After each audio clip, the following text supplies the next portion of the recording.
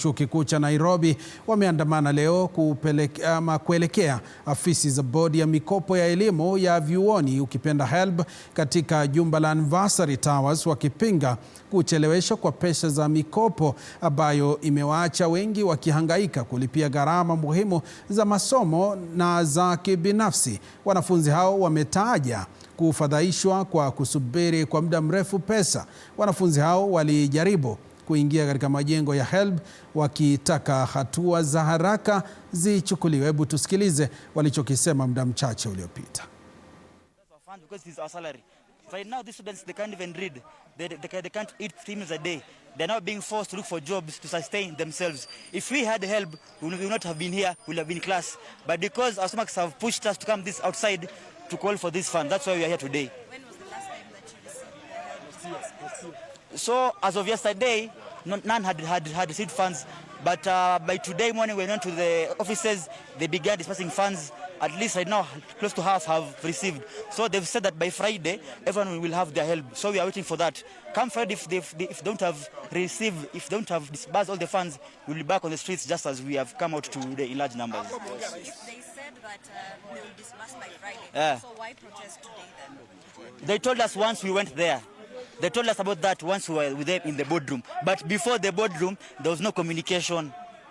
We gave memos, we called them, but there was no communication. But once we came on the streets, is when now they called us on the boardroom, where we discussed with them, and then they showed us some screen, and we had to confirm. In fact, I called some students. In fact, there is one student here, Henry, I think he's there.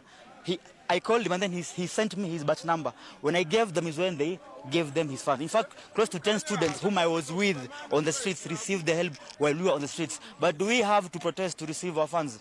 Can they just do their job? Because like personally, we don't like coming on the streets. It's not that we love being tear-gassed or we love sweating. We have work to do. We have studies. We have our girlfriends who want to take out on Valentine's. But now, but now we are stressed. We are stressed because 14 days from now we'll be required to pay for them debts. Now working men like him will be giving us. We love sweating. We have work to do. We have studies. We have our girlfriends who want to take out on Valentine's. But now, we are stressed. We are stressed because 14 days from now we'll be required to pay for them debts. Now working men like him will be giving us competition. That is why we said by today they must give us our HELB. That's the only way that they understand. Your ultimatum to the government?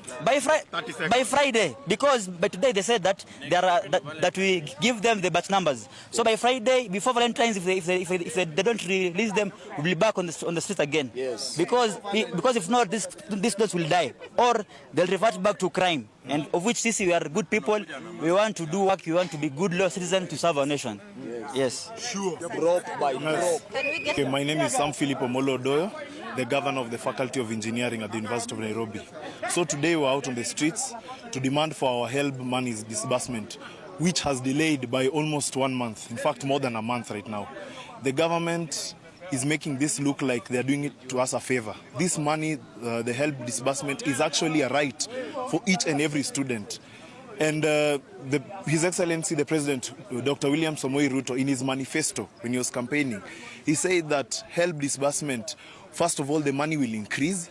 Number two, it will not delay. Those two things have not been met. None of them has been met as we speak. Because even the interest rates of HELB has now been increased. Because we are wondering now what is going on. We need the government to act swiftly. We are seeing them masquerading around, flashing around with a lot of money, continuing with the projects. We saw that the other day State House has been renovated and it's costed around 10 billion shillings. If they can just divert half of that money to the pockets of the comrades, comrades will be happy. There's no comrades will be in the streets. Comrades power. Comrades wisdom. We are giving the government until Friday, because that is the day that they gave us. It's not our day. It's not the time. It's not our timeline that we are giving them. We are telling them until Friday. That is ample time that we are giving them, and we want them to act swiftly.